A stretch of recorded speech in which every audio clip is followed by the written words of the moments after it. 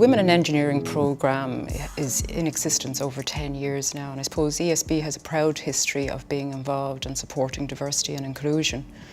So when we saw that there was a lack of females coming forward for engineering, when we went out on a graduate recruitment programme, we realised that we needed to look further into it. It was through working with a number of schools, working with a number of career guidance teachers, that we realised that was the year that a lot of big decisions were being made, and maybe we had a role to play in actually helping them understand engineering maybe in a different way, from an organisational perspective, from our own company and what we were involved in, and maybe put together a programme that we could really bring the children in and engage them with our young professionals to demystify engineering and maybe open up choices for a career in engineering that they hadn't considered. So it's a programme for transition year girls, so that would be kind of 15, 16, 17-year-olds, and they come into ESB for the week to, I suppose, learn what engineering is, the different types of engineering, different kind of jobs that an engineer might do.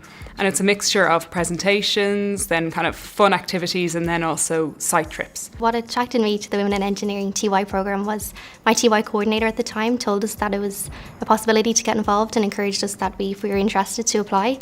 And then I was talking to one of the girls that was the year above me in school who'd got involved in the programme as well, and said that it was one of the best highlights of her TY year, and encouraged me to get involved. So there was different engineers that worked for ESB that came in to talk to us from a variety of different disciplines to tell us about what they did in ESB as part of their jobs, and then generally in industry what different types of engineers and disciplines would be working as.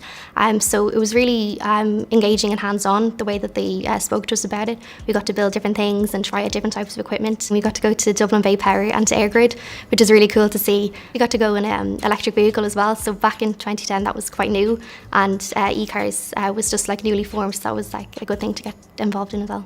I always liked science, so in my head I had imagined myself, I thought about science in general, but it was like everything, I didn't really know what the jobs were at the end of that, so I loved things like forensic science and kind of all the detective shows, and then I was saying, but is that more like policewoman?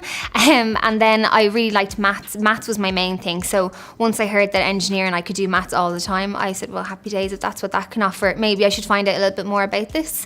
So that was what kind of led me on to exploring engineering a bit more. Before that, I think, like most people in school, I associated with, bridges, or if it was mechanical engineering, like mostly with cars and engines. It sounds terrible, but I associated with mechanics, that kind of a thing. And I didn't really know about electrical engineering or chemical, or like how vast kind of the discipline could be.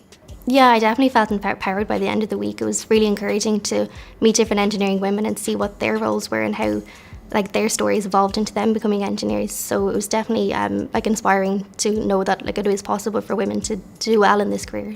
No, I really enjoy actually being a woman in the field, and I would say I actually think personally there was a lot more lads in college than there was in work. Like, I find in work there's a huge amount of women engineers that I work with, and I actually think that the company is more diverse than what my college course was. Like, I remember being in college, might be one or two girls and everybody else would be lads, and which is grand because you get on with everybody, but it's nice to just have a girl to talk to every now and then. And my last manager in HV delivery, she was a woman, and her boss was a woman, so there's plenty of women around, and it's really good to see how diverse the company is. There is a critical shortage of engineering skills in Ireland, in Europe and globally. It has never been more important to inspire and encourage more people to choose engineering as a career and to study engineering in university. Females continue to be the untapped resource within the engineering profession. And what this programme does is it is positioned to inspire and encourage young females to choose engineering as a profession. The key output of this programme for us is that when the young females leave the programme, that they're in a position to make an informed choice about their career.